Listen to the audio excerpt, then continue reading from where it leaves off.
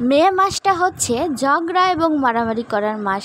দেখতে পাচ্ছেন আমার ঘরে কিন্তু ভাঙচুর হয়েছে। আমার স্বামীর সাথে আমার একটু ঝগড়া হয়েছে, তা আমি একটু ফাজলামি করে বলতেছে চলো আমরা ডিম পোস্ট করে ফেলে। বলতেছে কি আমার খিদা নেই। ভাই রে ভাই, আমি কি এই কথা বলছি? ভাইরাল সেই ডিম পোস্টের সেই ব্যাপারটা আসলে মনে হয় আমার স্বামীটা জানে না। যখন আমি ব্যাপারটা খুলে বলেছি ডিম পোস্ট মানে ডিভোর্স দেওয়া, তখন দেখেন একে একে সব ভাঙচুর করা শুরু করছে। তখন আমি অনেকবার ঠেকানোর চেষ্টা করছি। তার শখের জিনিস এই কাপটা অফিস থেকে পেয়েছিল, সেটা এক আছাড়ে 2 টুকরা করে দিয়েছে। আমার এখানে লিপস্টিক আছে, পারফিউমের কৌটা, তো মুখটা শেষ। যাই হোক, এখানে অনেক বৃষ্টি হচ্ছে। তারপর আমি চিন্তা ভাবনা করলাম একটু কিছু তার পছন্দের জিনিস রান্না করি। যেহেতু সন্ধ্যার পরেই অফিস থেকে আসবে, তো আমি এখানে মাটির হাঁড়িতে খিচুড়ি বসিয়ে দিয়েছিলাম। এটা হচ্ছে মাসকলাইয়ের খিচুড়ি। আর এখানে আমি মুরগির মাংস বের করেছিলাম, সেটাও মানে ভুনা ভুনা করব, কোনো ঝোল রাখবো না।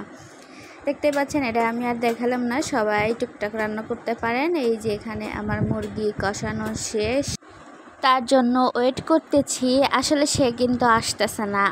রাত 11টার সময় এসেছে, যেহেতু তার সন্ধ্যা 6টা কি 7টার ভিতরে কিন্তু বাসায় চলে আসে।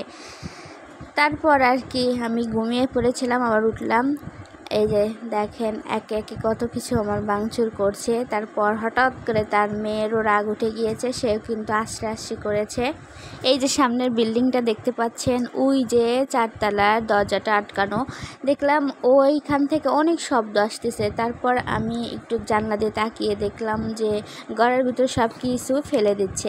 ভাবলাম যে এখানেও ঝগড়াঝাটি হচ্ছে, তা আমি একটু ক্যামেরা বের করে ছবি তোলার চেষ্টা করলাম। তখন দেখি যে না, দরজাটা আটকে দিয়েছে।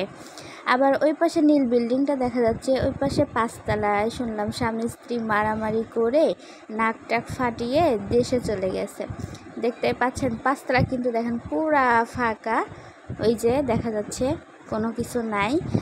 আর আমাদের দোতলায়ও স্বামী স্ত্রী মারামারি করে আবার এখানে যেহেতু তাদের ফ্যামিলিরা থাকে চলে গেছে, হয়তো কিছুদিন পর আবার চলে আসবে। এইটা বুঝলাম না যে মে মাসটা কি আসলে ঝগড়াঝাটি আর মারামারি করার মাস হইল নাকি।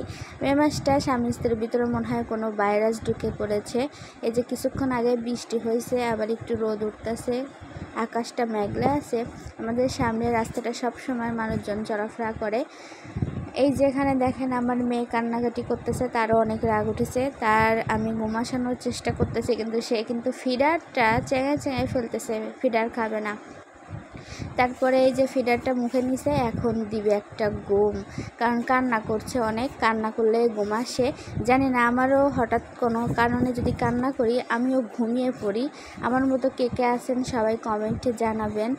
আর ও ঘুম আসতেছে, যেহেতু ফিডারটা শেষ করবে না, আমি বারবার ওর ঘুম ভাঙানোর চেষ্টা করতেছি যাতে ফিডারটা শেষ করে তারপর ঘুমায়, চোখ বুজে আসে। দেখেন আমি যতই চেষ্টা করতেছি ও কিন্তু চোখ বুজেই ফেলছে। পরে আমি আস্তে আস্তে ওর মুখের থেকে ফিডারটা টান দিয়ে নিচ্ছি যে যাতে ফিডারটা শেষ করে। এই যে চোখ বুজে যাচ্ছে, আমি হাত বুলাই দিচ্ছি মাথায়, আবার থাইকে থাইকে ওর সাথে দুষ্টামি করতেছি যাতে ও ফিডারটা শেষ করে। এই ফিডারের দুধ থাকলে পরে কিন্তু ঠান্ডা দুধ আর খাইতে চাবে না। যতই ঝগড়াঝাটি হোক আর যাই কিছুই হোক, স্বামী স্ত্রী মানেই অন্য ব্যাপার।